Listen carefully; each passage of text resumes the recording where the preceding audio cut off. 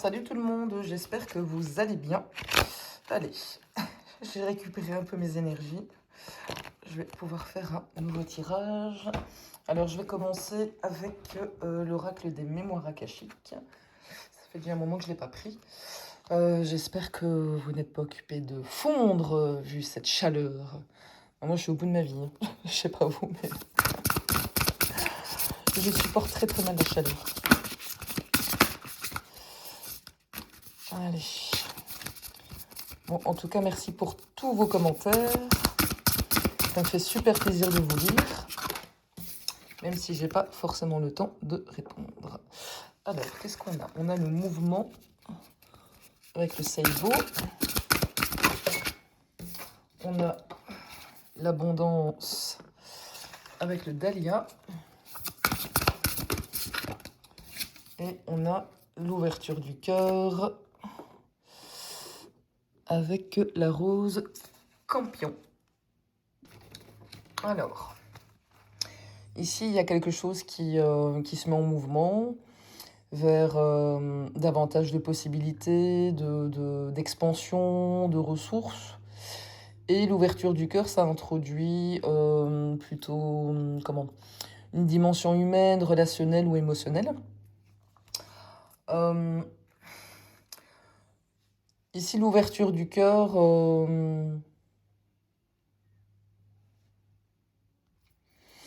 moi, ça me parle de confiance, de générosité et peut-être de quelqu'un à qui on ouvre une porte. Ok. Je sais pas trop où ça va nous mener, mais je vais aller voir avec... Qu'est-ce que je vais prendre? Celui-là, je vais le laisser sur le côté. Je vais prendre l'oracle de la voix céleste pour voir dans quel domaine on part. Allez.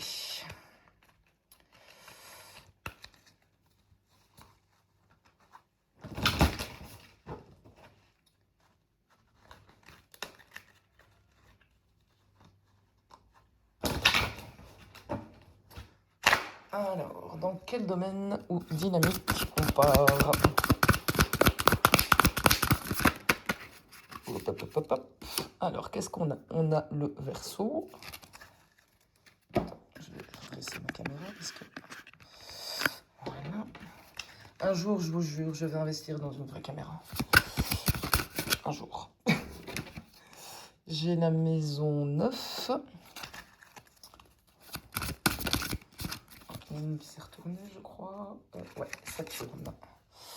Ok. Alors ici, le Verseau, c'est l'indépendance, les idées qui sortent un peu du cadre. Ça peut parler du collectif, des réseaux, mais aussi quelqu'un qui peut se considérer comme différent des normes ordinaires. La maison 9, c'est le système de pensée.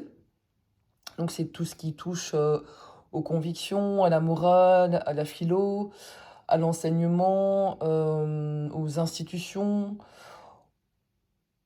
du droit au sens large. Et ça peut aussi toucher la vision du monde.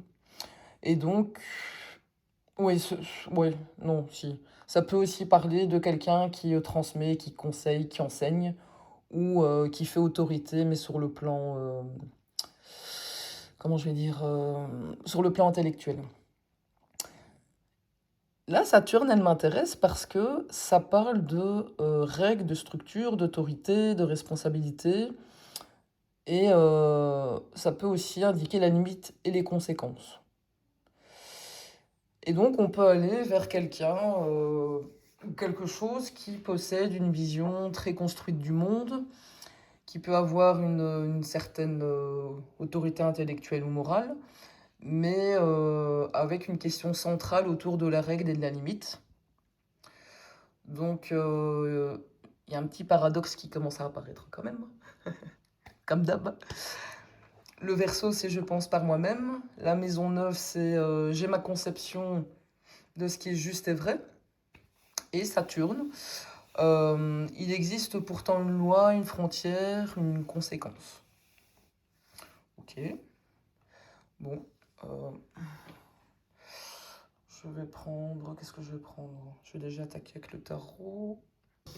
Non, non, je vais encore tirer 2 ou 3 cartes avec celui-ci.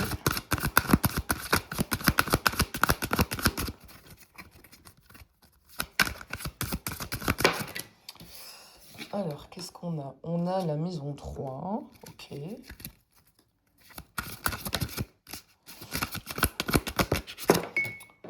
On a la maison 4. Oui.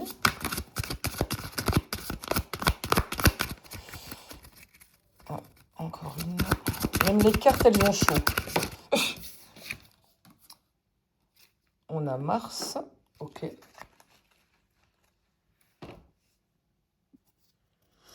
Alors ici, la maison 3, moi, ça me parle de communication, d'information, d'échange, d'entourage proche, tout ce qui touche à la parole.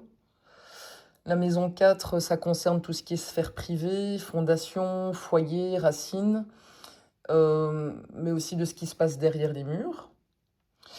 Et Mars, là, ici, on parle de volonté, d'action, de confrontation, d'agressivité, je trouve pas le mot, de conquête ou encore de passage à l'acte.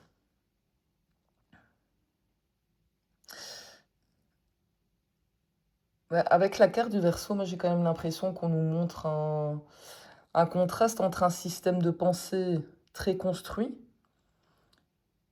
et la manière dont je veux dire cette énergie, parce que on ne sait pas encore si c'est un homme ou une femme, dont cette énergie agit concrètement dans son environnement, pardon, privé.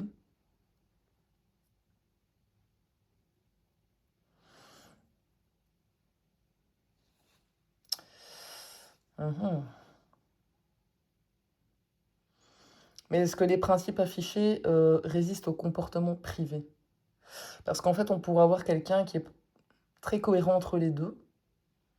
Donc je vais quand même laisser les 2 possibilités ouvertes. Enfin, cette possibilité, pardon, là ouverte. Bon, je vais prendre le tarot. Un tarot. Un tarot. Pop, pop, pop. Non, je vais pas prendre le tarot de l'empreinte. Je vais plutôt prendre celui-ci. Le tarot de l'illumination.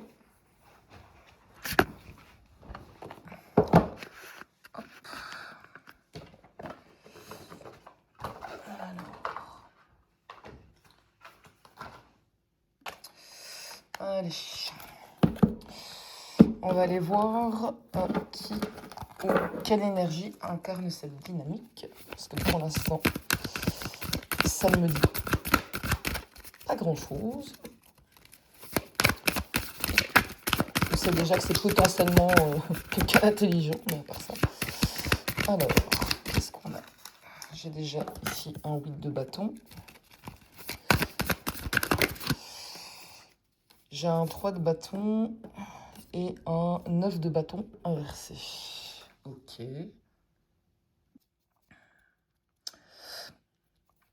Bon, ici on a un mouvement assez cohérent avec la première carte de l'Akashique. Ça avance, ça s'étend, ça projette loin. Le 8 de bâton, c'est la carte de l'accélération. Donc il y a beaucoup d'initiatives, beaucoup d'échanges, quelque chose qui va vite. Le 3 de bâton, ici, ça ajoute de l'expansion. On regarde plus loin, on développe, on cherche à augmenter son territoire, son influence. Ça colle assez bien avec cette notion d'abondance, pardon. Mais ce qui me fait tiquer ici, c'est le 9 de bâton. Parce qu'après, j'avance, puis je m'étends. On arrive ici sur une carte de frontière, mais frontière genre protection qui ne tient plus correctement. Et donc ça peut être un épuisement des défenses, mais dans la question sur l'énergie qui incarne cette dynamique, ça peut aussi poser la question de la limite qui finit par être abaissée, ignorée ou franchie. Et là, on en revient à Saturne et Mars. Saturne, c'est la limite. Et Mars, c'est je pousse et j'agis. Et le 9 de bâton, c'est la frontière qui devient problématique.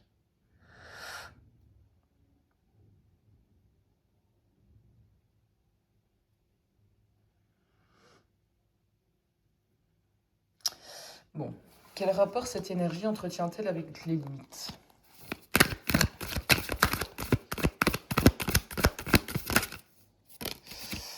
Alors, j'ai un 8 de pentacle inversé. Ok.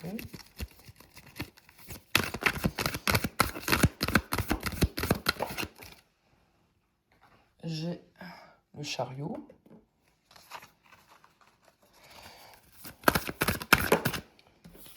Et j'ai un 9 de coupe.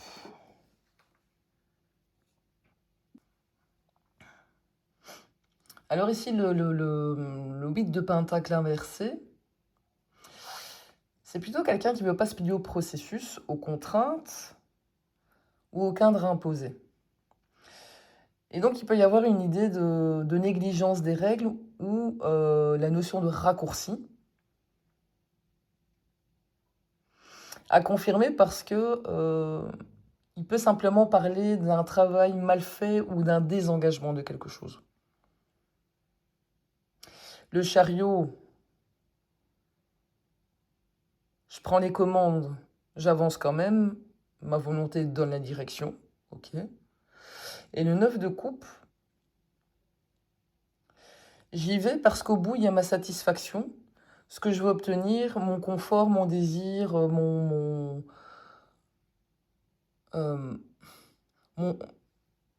Je trouve pas l'expression, enfin, je trouve pas le... mon sentiment de réussite. Voilà, on va y arriver. Et donc, la limite, elle est acceptable tant qu'elle ne se trouve pas entre moi et ce que je veux. Et là, on rejoint un peu Mars et Saturne qui disait la règle face à la volonté. Et moi, je veux savoir pourquoi. Parce que c'est ça qui va transformer, en fait, ici, possiblement le sens du tirage. Et qu'est-ce qui intérieurement lui donne le sentiment qu'il peut s'affranchir de certaines limites?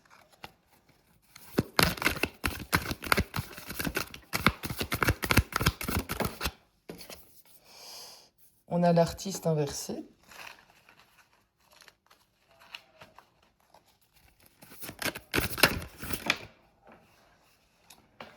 Et on a un 5 d'épée.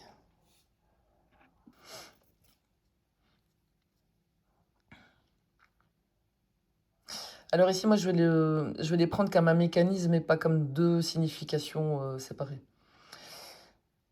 Si on prend l'artiste donc inversé,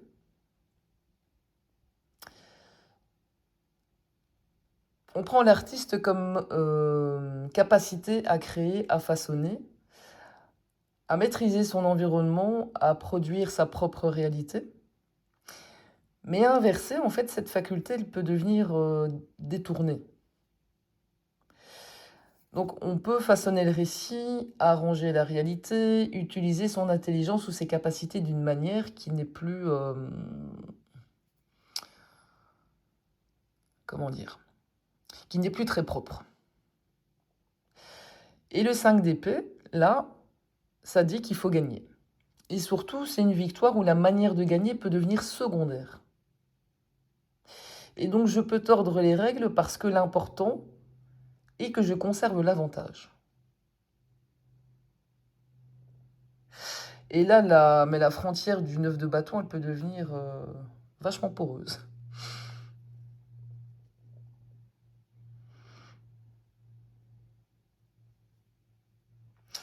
Et quand il faut préserver l'avantage, cette énergie, elle me dit, moi, je peux commencer à manipuler la manière dont la partie se joue.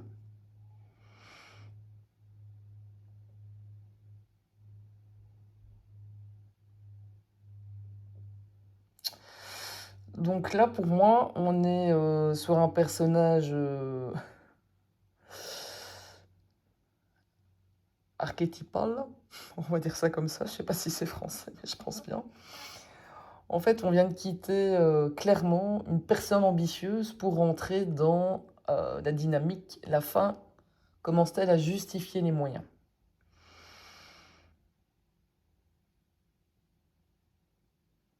Ok, bon, là, vous savez quoi, c'est le moment où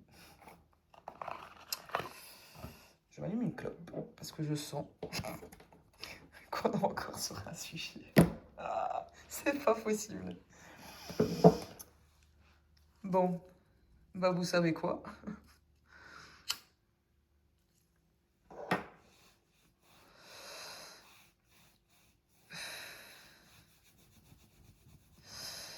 Que devient l'autre lorsqu'il se trouve entre ce personnage et ce qu'il veut?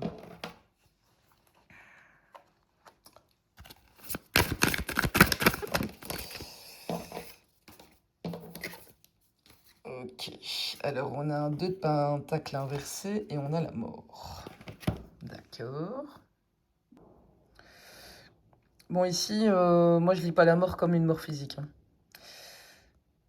Ça parle de fin, de suppression, de rupture, d'éviction, ou éventuellement de transformation radicale.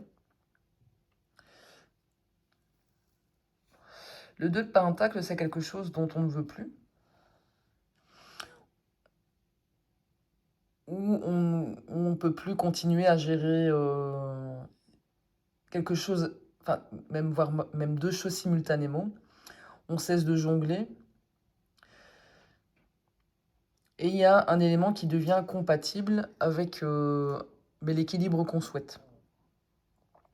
Avec la mort, on tranche, il y a quelque chose qui doit sortir de l'équation.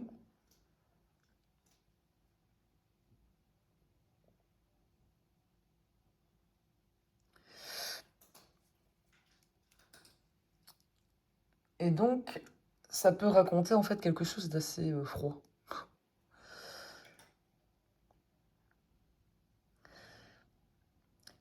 Quand quelqu'un devient incompatible avec ce qu'il veut maintenir, il ne cherche pas nécessairement à composer avec. Il élimine de l'équation. Alors ici, je ne parle pas de détruire une personne, hein. Mais ça peut être écarter, rompre, couper l'accès, mettre fin à une collaboration, une relation, voire même une position. Et donc je veux quelque chose, j'avance, la limite me gêne, donc je la contourne, mais je dois quand même conserver l'avantage et quelqu'un devient un obstacle. Et qu'est-ce que je fais? Je retire l'obstacle.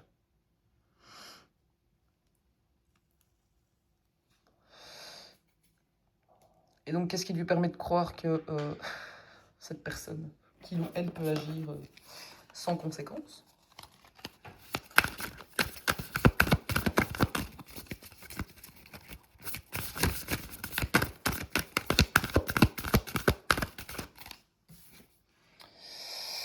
Parce que le 4 d'épée. Ok.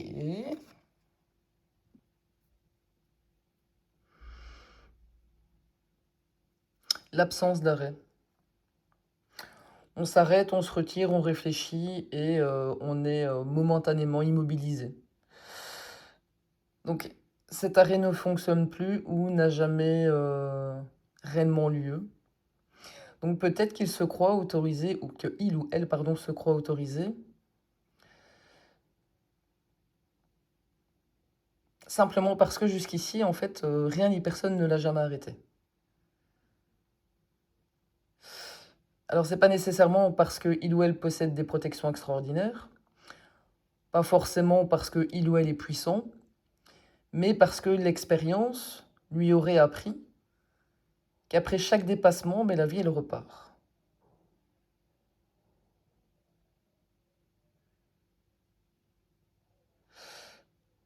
Et donc j'ai l'impression que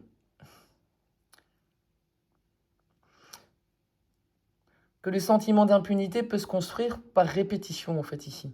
Je fais, rien ne m'arrête, je recommence et je vais un peu plus loin. Ce qui nous ramène à Saturne qui nous annonçait justement la limite, l'arrêt et la conséquence. Ok. Et qu'est-ce qui se passe le jour où il ou elle lui impose un arrêt?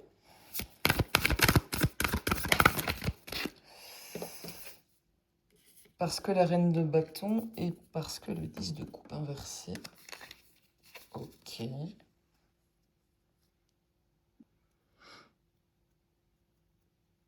En fait, ici, la reine de bâton, ça peut représenter l'orgueil, une réaction, une reprise de pouvoir, une affirmation ou une volonté de ne pas céder.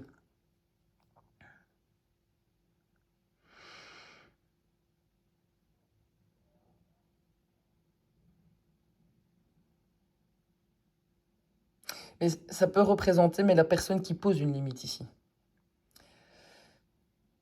Et une reine de bâton, en général, c'est pas quelqu'un qui demande timidement l'autorisation. C'est une énergie très autonome, sûre de sa position, qui tient bien son terrain. Le 10 de coupe inversé, ça me parle plutôt de rupture d'harmonie, un éclatement, oh là là, un éclatement, pardon, d'un équilibre relationnel ou d'un système qui semblait fonctionner. Et donc, en fait, ici, en gros, le joli tableau, en fait, il tient plus. Et je vais quand même garder deux hypothèses ouvertes.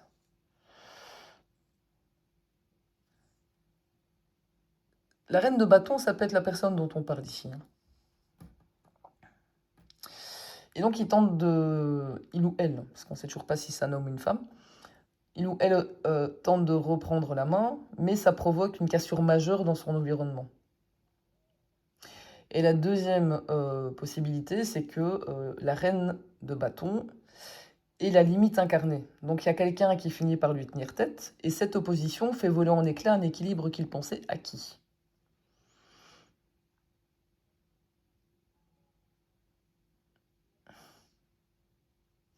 Et moi, je pencherais plutôt vers la deuxième possibilité parce que moi, ça me dit quand même jusqu'où quelqu'un...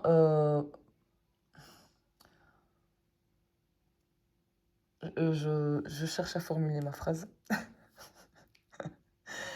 Jusqu'où peut aller quelqu'un qui n'a jamais appris à entendre non? Mais que représente cette reine de bâton dans cette histoire? On a un 7 de pentacle. Ça me fait pencher plutôt vers une personne ou une énergie extérieure qui a longtemps laissé du temps au temps. Le 7 de pentacle, c'est j'ai investi, j'ai observé, j'ai attendu, j'ai évalué les résultats, et maintenant je regarde tout ce que cela a réellement produit. Et donc cette reine ici, elle n'arrive pas brutalement en disant coucou, je vais tout défoncer ton empire. Non, c'est pas ça. Au contraire, elle pourrait représenter quelqu'un qui a longtemps attendu avant de poser sa limite. Et là, le 10 de coupe inversé, il prend une autre tournure, c'est cette énergie, lorsqu'elle cesse d'attendre ou de composer, elle pose enfin son nom. Un équilibre relationnel ou collectif qui paraissait installé se fracture ici.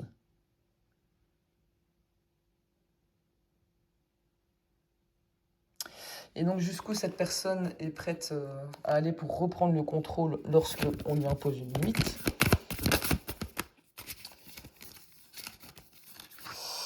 J'ai un 5 de pentacle, je vais sortir d'autres choses.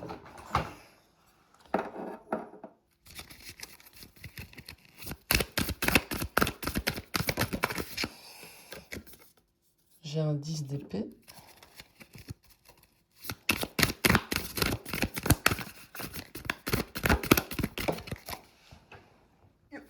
Et on a le soleil.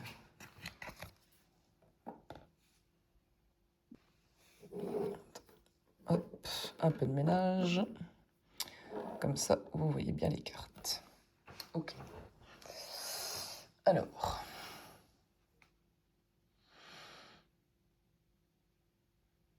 Le sac, le sac, le sac de pentacle inversé,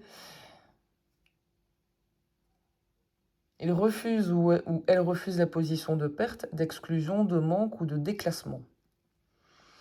Et donc c'est quelqu'un qui cherche à sortir de la mauvaise position pour récupérer ce qui lui échappe.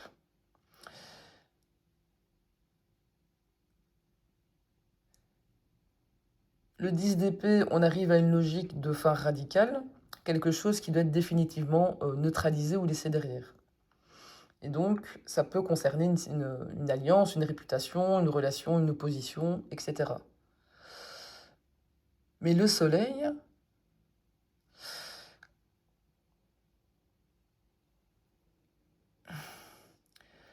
alors il peut aller jusqu'à provoquer une rupture extrêmement destructrice, pardon, je ne sais plus parler. S'il considère que ça lui permettra ensuite de retrouver sa position favorable, ou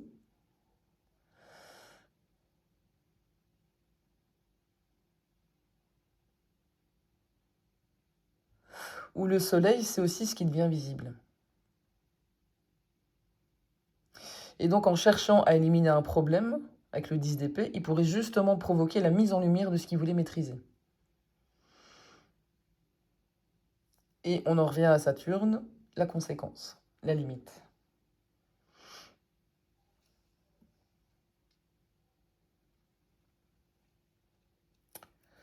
Quelle est l'erreur qu'il commet parce qu'il se croit encore en position de force?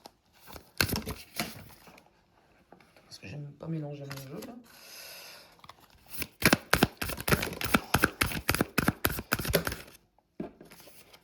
Alors, qu'est-ce qu'on a? Un 8 de coupe, l'étoile et un cavalier de pentacle inversé. Et en dos de paquet, j'ai une reine de coupe.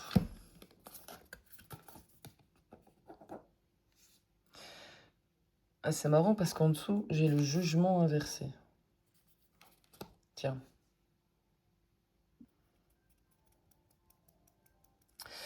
Le 8 de coupe,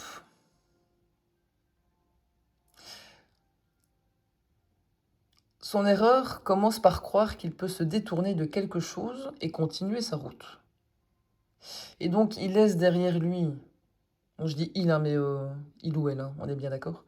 Il laisse derrière lui une situation, une personne, des conséquences, et il considère que le chapitre est clos parce qu'en fait, il l'a décidé. Avec l'étoile, il y a quelque chose d'assez intéressant autour de l'image de la confiance. Il peut croire que sa crédibilité, son image positive, sa bonne étoile, voire la perception que les autres ont de lui, va continuer à le protéger, vont continuer à le protéger. Sauf qu'avec le pentacle inversé, il y a quelque chose qui merde et le plan, il tombe un peu à l'eau. Et donc on peut parler de mécanique fiable, maîtrisée, prévisible, mais tout ça se grippe en fait. Et donc il peut y avoir ici une erreur d'appréciation très terre à terre. Manque de rigueur, quelque chose qu'on croyait suffisamment sécurisé et en fait qui ne l'est pas. Et donc son erreur concrètement, ça pourrait être qu'il croit pouvoir laisser le problème derrière lui parce qu'il fait confiance à une mécanique qui a toujours fonctionné pour lui. Et c'est précisément à ce moment-là qu'il pourrait se planter.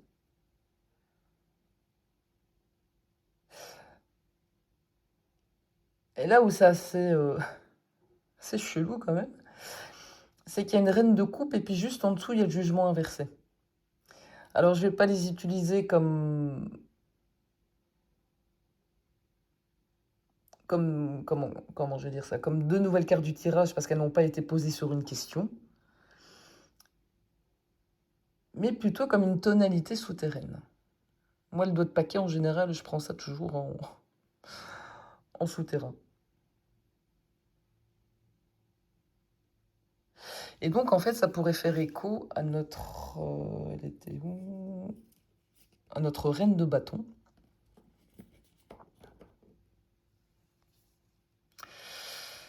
Sans forcément être une deuxième énergie féminine, hein, ici.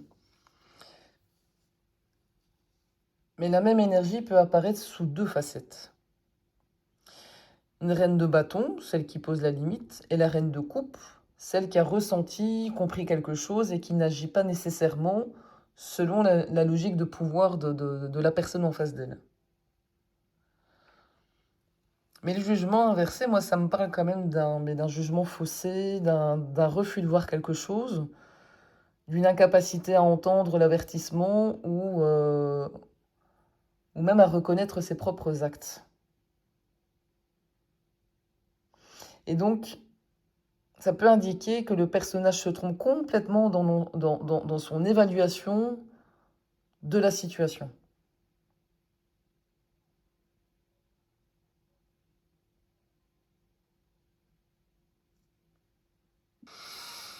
Ok. Moi, je veux surtout savoir combien d'énergie il y a dans tout ça là. Hein.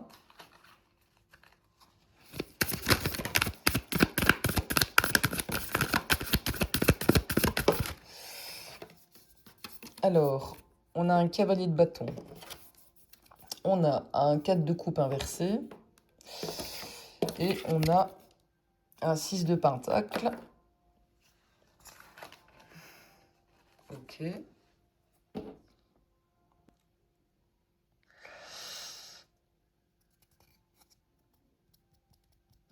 Bon, il y a trois énergies principales, mais elles sont très très différentes par contre. L'énergie numéro 1, le cavalier de bâton, ça c'est quelqu'un qui est peut-être plus... mais la plus active et la plus impulsive des trois. Elle avance, elle agit, elle prend des initiatives. Quelqu'un de très charismatique, mais qui supporte difficilement qu'on ralentisse ses mouvements.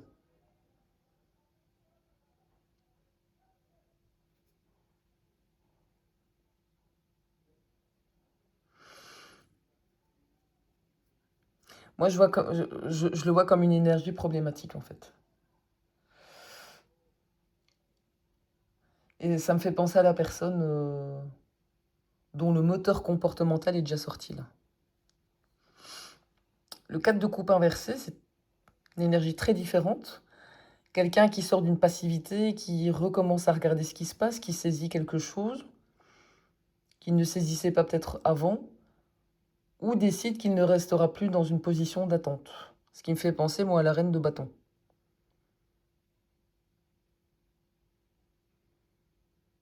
Et ça pourrait être l'énergie ici qui finit par bouger et poser problème au premier personnage.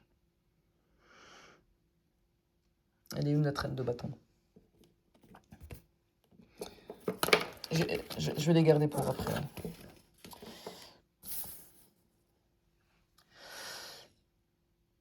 Et la troisième énergie qui représente le 6 de pentacle, c'est celle qui m'intéresse beaucoup. Parce que c'est elle qui introduit carrément la question de l'équilibre et du pouvoir. Qui donne, qui reçoit, qui possède les ressources, qui décide de la répartition. Est-ce que c'est réellement équitable?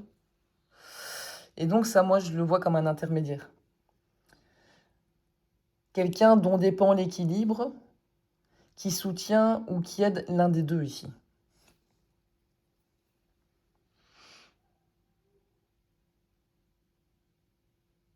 Et donc potentiellement, on a trois protagonistes.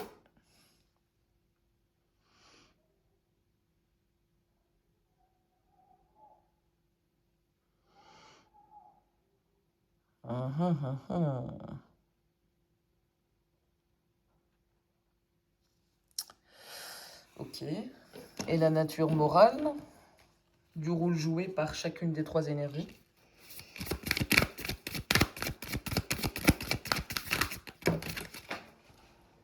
Attends. Ah bah, j'ai trois cartes, c'est magnifique. Alors, sur les cavaliers de bâton, j'ai un 10 de pentacle. Attends, je vais essayer de reculer sans tout faire tomber.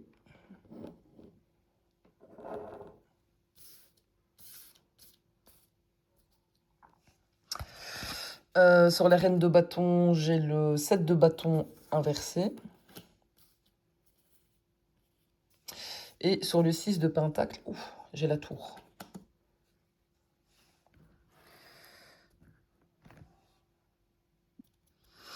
Alors pour moi ici, le cavalier de bâton, c'est l'énergie qui est problématique, qui est centrale ici. Le cavalier de bâton, ça apporte le mouvement, la conquête, je fonce. Mais le 10, ça nous dit qu'il y a derrière quelque chose comme une position établie, du patrimoine, une sécurité matérielle, structure, durable, une famille, un clan, un héritage ou des intérêts mais déjà installés. Et donc ça nous ramène à notre... c'était quoi? C'était le 5 de Pentacle. Il veut pas perdre sa position. Mais ici, notre personnage n'agit peut-être pas forcément par ego, hein. Il pourrait défendre un édifice qu'il considère comme le sien. La reine de bâton avec le 7 de bâton inversé, ça pour moi c'est une énergie opposante. Mais avec une particularité importante, c'est qu'elle possède la capacité de tenir tête, sauf que le 7 de bâton inversé montre une position difficile à défendre. Il y a beaucoup de fatigue, du rapport de force, des défenses qui tombent, ou un refus de continuer éternellement à se battre.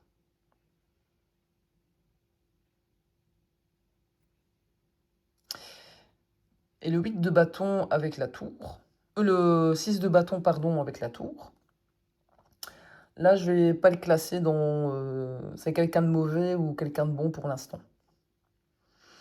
Mais il y a quand même une forme de levier dans l'équilibre ici, celui-là.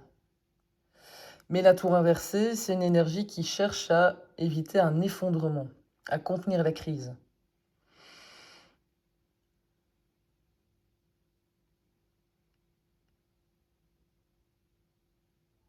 Mais qui est réellement du côté de qui, en fait, là-dedans? Attends, parce que comme celui-là, c'est l'énergie centrale.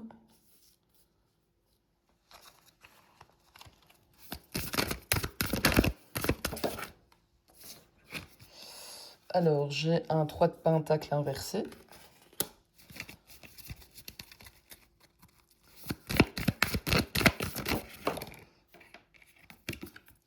Et j'ai une reine de pentacle sur la tour inversée.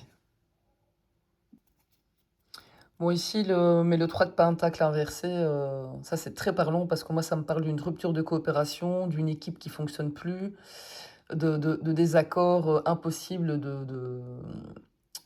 comment? Impossible de continuer ensemble, en fait.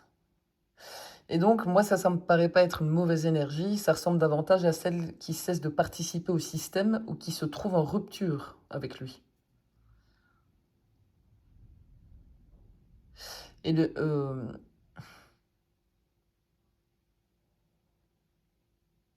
la reine de Pentacle, par contre, ça donne une identité beaucoup plus nette à la troisième énergie ici. On parle de gestion des ressources, sécurité matérielle, de patrimoine, d'intérêts concrets et de stabilité. Et donc son enjeu ici, ça semble de préserver la structure et empêcher la chute. Alors, est-ce que l'énergie 3, celle-là, elle protège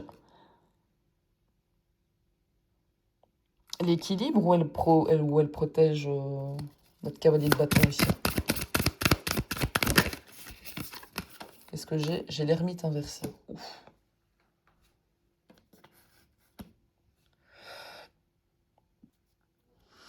L'ermite, c'est la prise de recul, l'examen et la capacité de se mettre en retrait pour regarder la situation autrement. Mais inversé ici dans cette position, ça peut montrer exactement ce qui manque dans son rapport à lui. Elle ne prend pas suffisamment de distance vis-à-vis de son fonctionnement.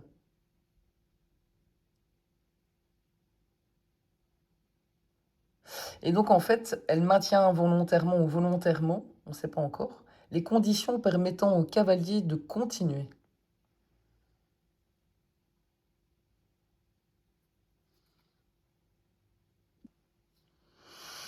Et donc, cette troisième énergie, elle semble avoir un intérêt à ce que la structure ne s'effondre pas. Mais jusqu'où on peut fermer les yeux sur les agissements de quelqu'un quand on reconnaît qu'il est le problème?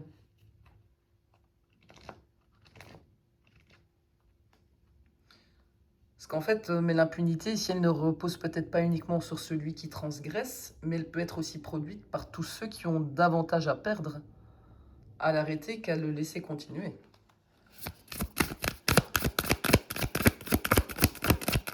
Ça sent le pognon à planer encore cette affaire. Bon, bah, à mon avis, on va aller vers l'extension, hein, je vous le dis tout de suite. Alors, on a le fou et on a le 4 de pentacle. Et en d'autres paquets, j'ai quoi? J'ai un 6 de bâton. Mais je vais pas le prendre ici parce que j'ai encore besoin de mon tarot. Le fou, ça parle de détachement, de départ, de sortie du cadre, de quelqu'un qui prend une autre route. Le 4 de pentacle inversé, on relâche ce qu'on retenait. Il y a une perte de contrôle et on ne conserve plus quelque chose dans le système. Et donc, je vois pas ici une volonté de retenir la reine de bâton dans la structure. Ça ressemble davantage à si ou elle veut sortir, ben, qu'elle sorte et en gros, on ne la retient pas. Et donc, ça crée un très gros contraste, je trouve, avec son rapport au cavalier. Et donc, on commence à avoir deux contraints, mais sur le plan structurel.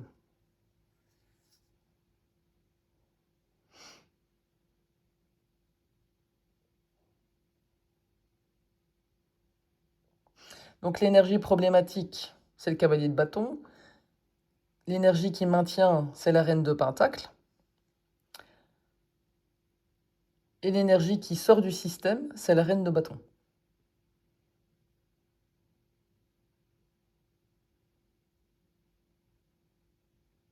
Mais qu'est-ce que la reine de pentacle, elle est prête à tolérer chez le cavalier pour préserver sa structure? Notre reine de bâton ici.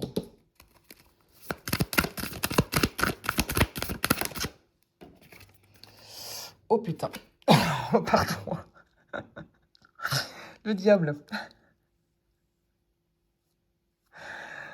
Je l'avais déjà croisé tantôt, mais je ne l'avais pas sorti.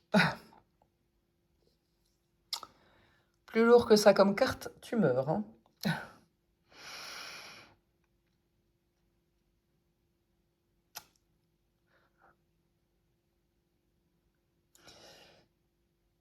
Dans le contexte ici, le diable décrit une tolérance qui peut aller très loin.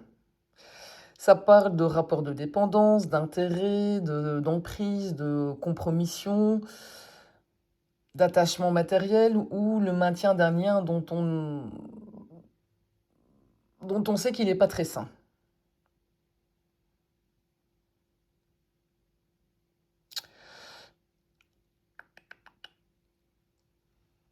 Ok. Et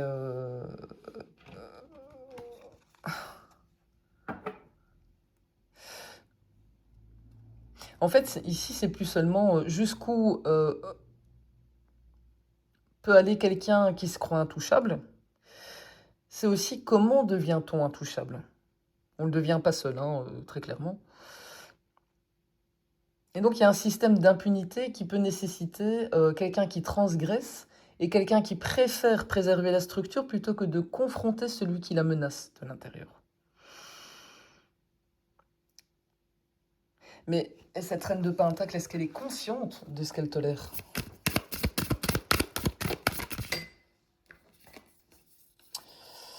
Roi de bâton. Je t'en montre la carte parce que tu vois pas forcément. Et là, je vais garder clairement celle-là, dans le coin de ma tête, la lune. Ok. Alors, le roi de bâton, ça peut indiquer que la reine de pentacle sait très bien à qui elle a affaire en termes de tempérament ou de pouvoir. Et donc, elle semble pas ici découvrir une petite énergie impulsive. Elle voit potentiellement quelqu'un d'installé, de dominant, d'entreprenant, capable de prendre les commandes et d'imposer sa direction. Et donc, est-ce qu'elle est consciente de ce qu'elle tolère? Ben moi, je serais quand même tentée de dire qu'elle semble consciente du personnage. ça signifie pas qu'elle connaît l'intégralité de ce qu'il fait. C'est pas la même chose, hein. Et c'est précisément là que la lune qui dépasse, elle devient intéressante, parce qu'elle pourrait suggérer, sans qu'on la compte comme une réponse, que les zones grises, les informations partielles ou les choses pressenties, mais non éclaircies,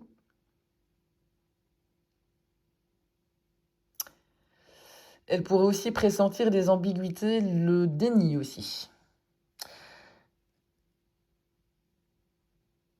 Et donc c'est un peu plus fin que de dire elle sait tout, elle couvre tout. Non, non, non, non, non, non, non. Elle sait avec quel genre de personnage elle compose.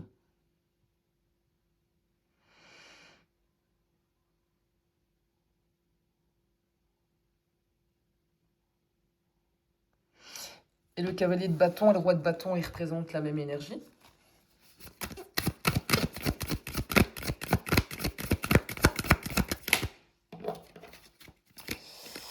J'ai la roue de fortune et j'ai la force. Ici, la roue de fortune, moi, elle m'explique que le passage évolue dans le système, il change de statut, il monte. En fait, il prend davantage de place. Et donc, on ne nous présente pas ici nécessairement une quatrième personne, mais on nous montre le cavalier qui devient roi, en fait. Et la force, ça renforce ça. Maîtrise, ascendance. Mais le cavalier, c'était quelqu'un dans l'action et la conquête, et le roi, ça représente la même énergie quand elle est suffisamment forte et installée pour exercer son influence. Et donc, on a clairement 3 énergies. On a, je vais les garder, un roi de bâton, on avait notre reine de pentacle et notre reine de bâton.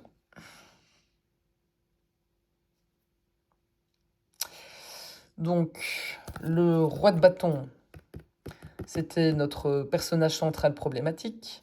La reine de pentacle, celle qui préserve la structure et qui tolère. Et la reine de bâton, c'est l'énergie qui oppose une limite et qui rompt la coopération.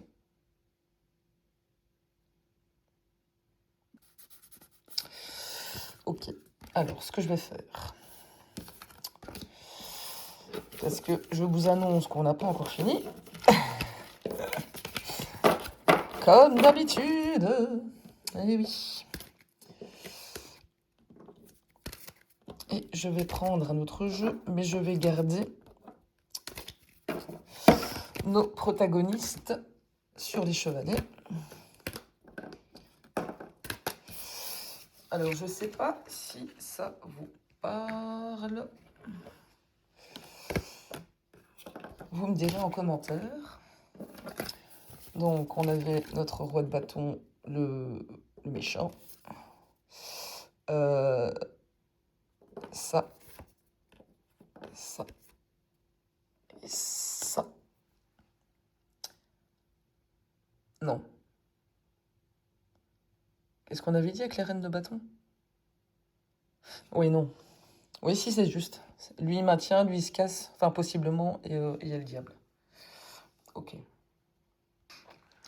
Ok, bon. Avant de continuer l'extension, parce qu'il y aura extension, je vais aller voir le degré de responsabilité de la reine de Pentacle dans le matière de la dynamique. Alors, on va aller voir ce qu'elle sait et ce qu'elle perçoit. On a un 2 des épées inversé. Ce qu'elle fait,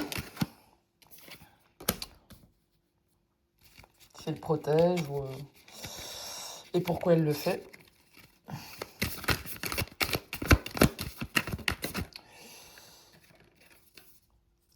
Le 8 d'épée.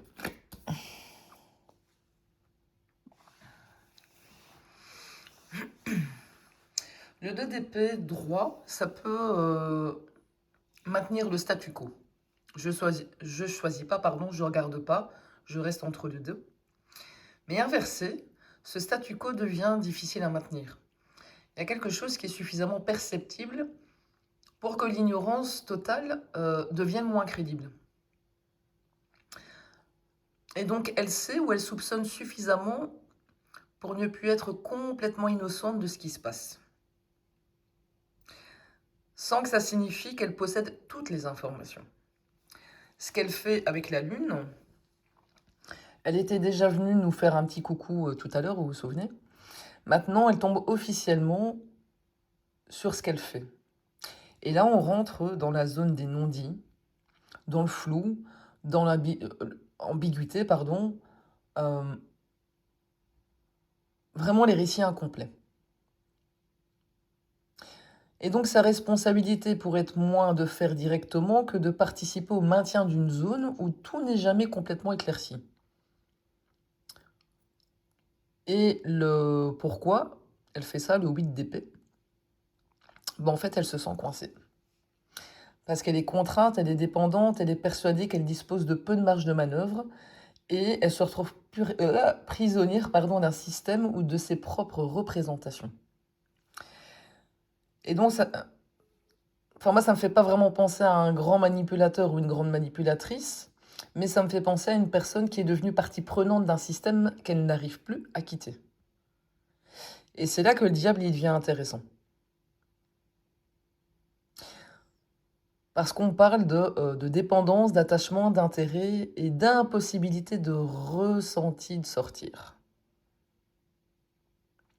Et donc son degré de responsabilité, c'est pas l'énergie motrice, mais elle n'est pas extérieure non plus. Et donc elle est responsable sans nécessairement être l'instigatrice, par exemple. Pardon, je ne sais plus parler, c'est pas grave. Mais elle est clairement... comment on dit ça? Allez.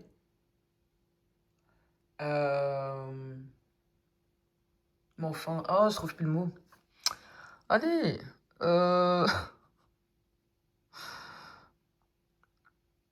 Ah. Allez, mais si vous trouvez en commentaire... complice. Oh là là. Merci. Complice. Complice. Bon. Je vais maintenant prendre l'oracle de mon intuition. Et qu'est-ce que cette situation cache encore, en fait, qu'on n'a pas compris?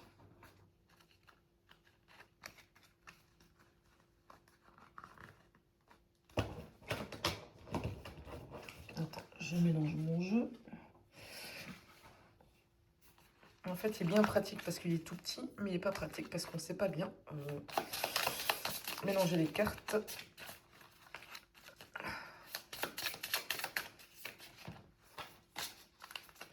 Ok, alors, quelle situation cache encore?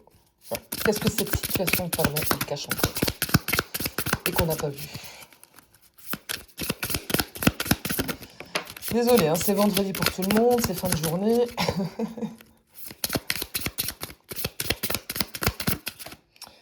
Alors, qu'est-ce qu'on a?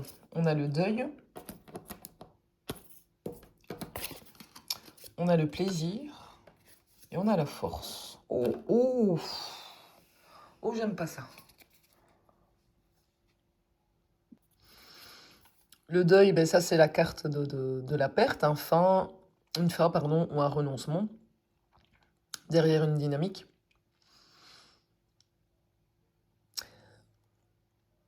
La carte du plaisir, moi, c'est celle qui rend la combinaison très dérangeante, en fait, ici.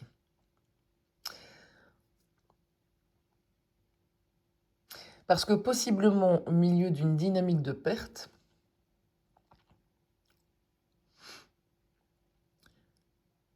il existe une satisfaction, un bénéfice ou quelque chose qui convient à quelqu'un ici.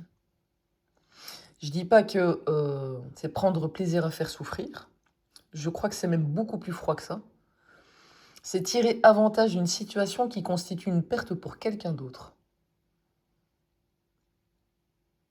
Et ça nous ramène à quoi? À cette fameuse carte de la force qu'on avait tout à l'heure. La domination, la résistance et le maintien. Donc c'est ça qu'on n'avait peut-être pas encore compris, c'est que la perte de l'un peut servir, pardon, l'intérêt ou la satisfaction d'un autre et contribuer à renforcer, pardon, sa position. Oh, j'aime pas ça.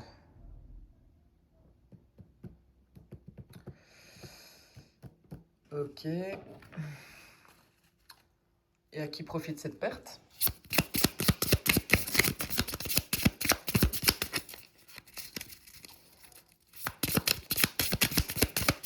Qu'est-ce que c'est encore que ce tirage de fou, là? J'ai la protection et la rencontre. La protection et la rencontre.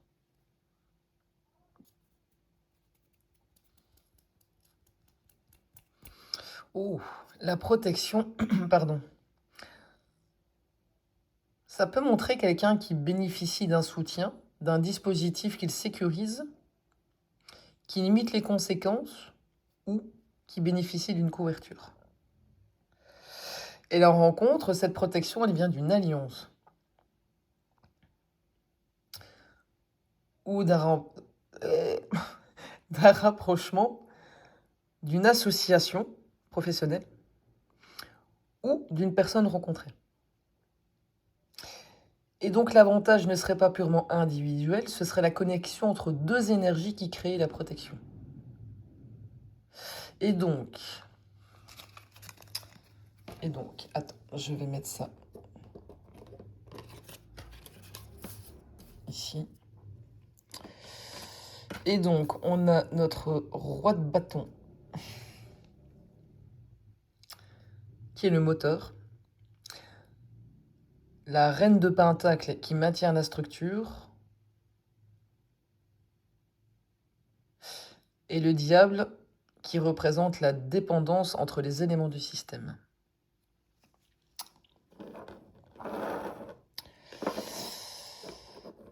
Donc, je vais faire que ça.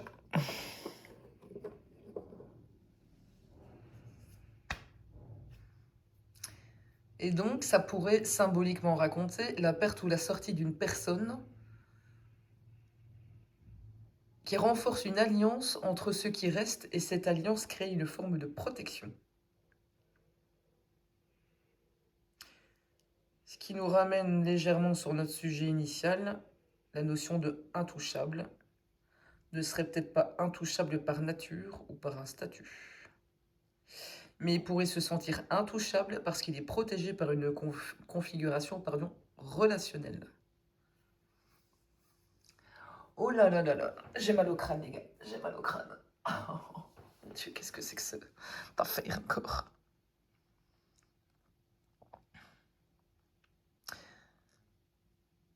Mais on ne devient pas intouchable tout seul, c'est pas possible ça. Il y a quelqu'un qui agit, il y a quelqu'un qui maintient la structure, une autre énergie qui sort ou qui ne veut plus enfin, pas qui veut plus, c'est même pire que ça, c'est qui cesse de coopérer. Et l'alliance de ce qui reste peut renforcer le système au lieu de le fragiliser immédiatement. Et ça rejoint la tour inversée et la reine de pentacle. Empêcher l'effondrement.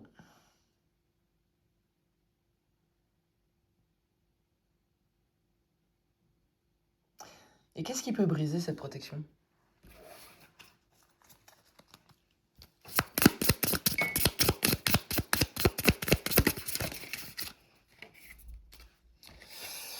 La spiritualité et l'absence. Alors ici, moi, je prends pas la spiritualité comme une religion, mais dans ce genre de questions, ça peut être la conscience, les valeurs,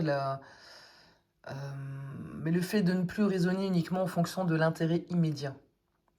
Et l'absence, c'est quelque chose qui n'est plus là pour alimenter la mécanique. Et donc la protection pourrait se briser quand quelqu'un cesse de participer au système. Et donc ça pourrait confirmer que la reine de bâton à droite ne gagne plus nécessairement contre le système, elle cesse de lui appartenir. Et paradoxalement, c'est ça qui pourrait commencer comment, à fragiliser le système.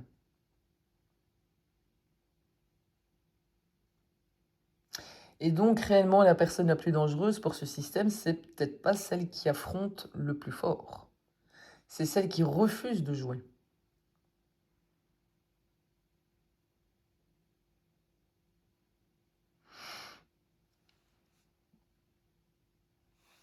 Mhm.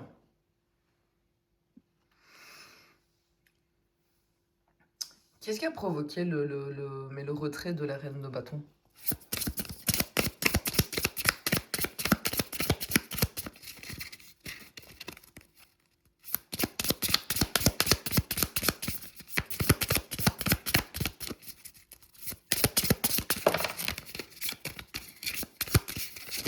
Oh, hop, hop, hop, hop, hop. Il y a trop de cartes, il y a trop de cartes, il y a trop de cartes.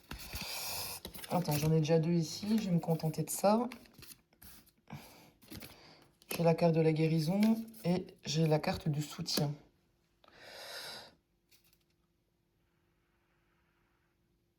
Et en... Tiens, attends, c'est bizarre ça. La guérison, c'est quelque chose qui lui a suffisamment coûté pour qu'elle ait ce besoin de se reconstruire. Et le soutien, elle est peut-être plus seule à ce moment-là. Il y a quelqu'un qui l'aide, qui croit en elle, qui lui apporte un appui. Elle se retrouve simplement dans un environnement beaucoup plus soutenant. Mais, et de quoi elle a eu besoin de guérir cette reine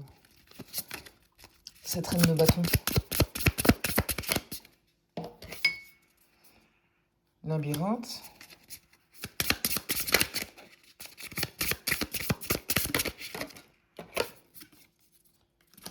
Faiblesse.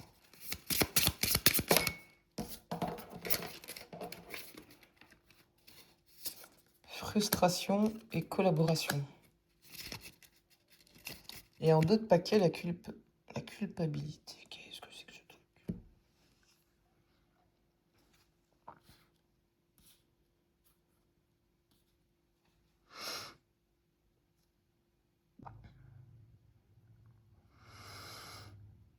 Ça pourrait raconter une situation beaucoup plus complexe qu'elle ne paraissait ici, dans laquelle elle découvre un point de faiblesse ou quelque chose qui la met profondément mal. Mais moi, j'ai l'impression plutôt mal à l'aise. La frustration, ça indique qu'elle ne parvient pas à résoudre ou à accepter la situation. Et la collaboration, c'est particulièrement parlant, puisque le tarot avait déjà donné la notion de coopération qui se casse. Et donc, moi, de ce que je comprends, c'est qu'elle comprend quelque chose au sein d'une collaboration qui devient moralement ou personnellement impossible à continuer pour elle. Elle sort du système plutôt que de rester dans un labyrinthe. Mais la culpabilité...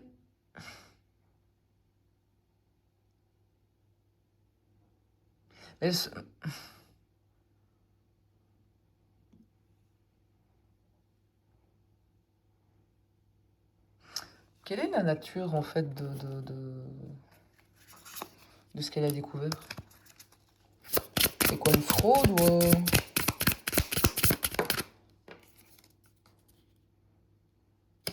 La peur, ok.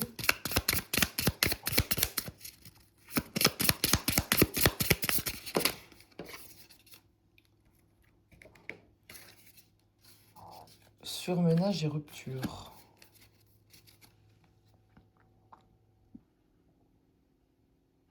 Surmenage, pour moi, c'est une notion de saturation de quelque chose qui devient beaucoup trop lourd à porter.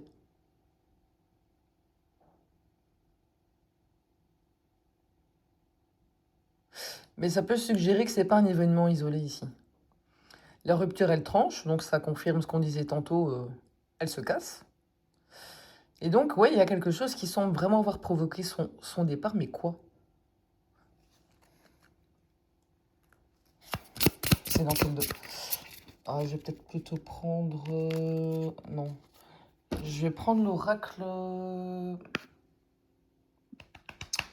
Attends, je vais prendre l'oracle des miroirs. Parce que celui-là, il est quand même toujours plus parlant que les autres. Quoi, ce serait un truc de fraude ou... Attends.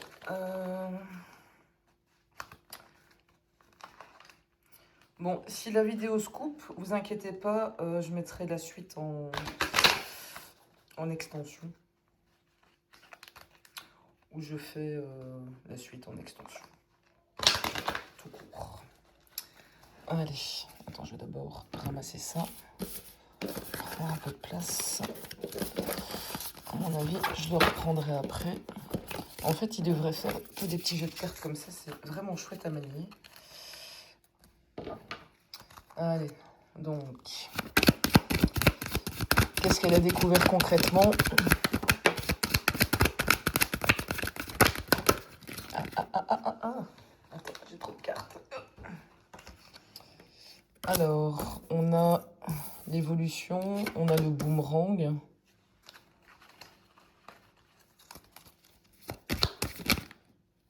Et on a la fécondité.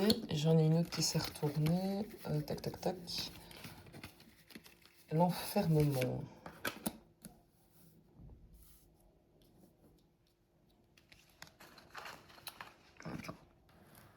Voilà. En fait, ici, elle découvre qu'une situation qu'elle pensait peut-être dépassée ou maîtrisée continue d'évoluer, revient et produit de nouvelles conséquences jusqu'à créer une situation d'enfermement. Mais qu'est-ce que représente la fécondité ici?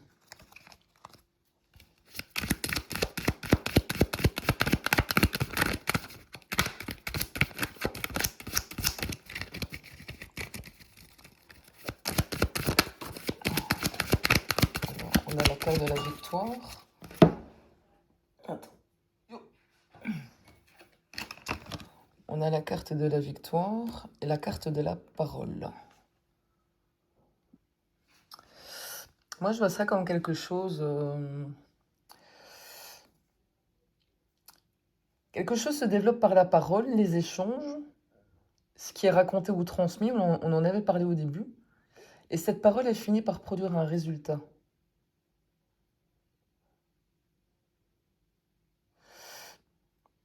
Donc,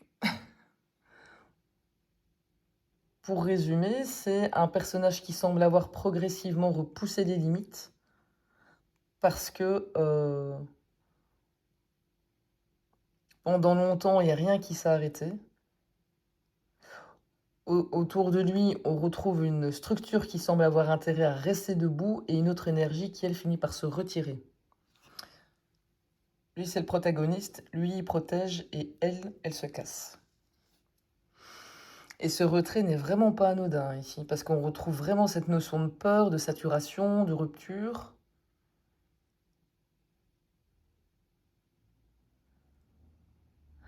Je crois qu'il y a encore un truc qu'on n'a pas capté là-dedans, mais donc du coup, je vais vraiment faire une extension. Je suis désolée pour ceux qui détestent ça, mais moi, je veux aller creuser. J'ai vraiment envie de comprendre ce que cette femme, elle a réellement découvert, en fait, et ce qui se cache derrière cette fécondité et les paroles. Et surtout, jusqu'où va la face cachée de notre roi de bâton, là.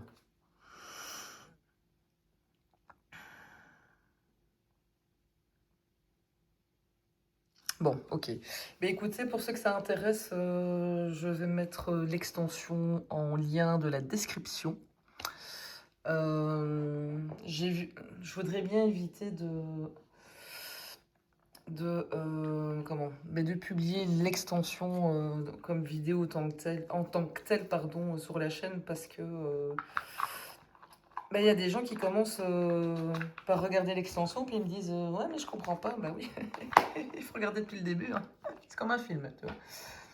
Mais donc voilà, donc si vraiment ça vous intéresse, vous allez cliquer sur le lien en description, et l'extension, elle est entièrement gratuite, donc n'hésitez surtout pas, ça va? Et vous pouvez évidemment, commenter, si ça vous intéresse, l'extension également. Bon, eh bien, ceux qui restent là, je vous souhaite une bonne soirée, un bon week-end et pour les autres, à tout de suite. Salut!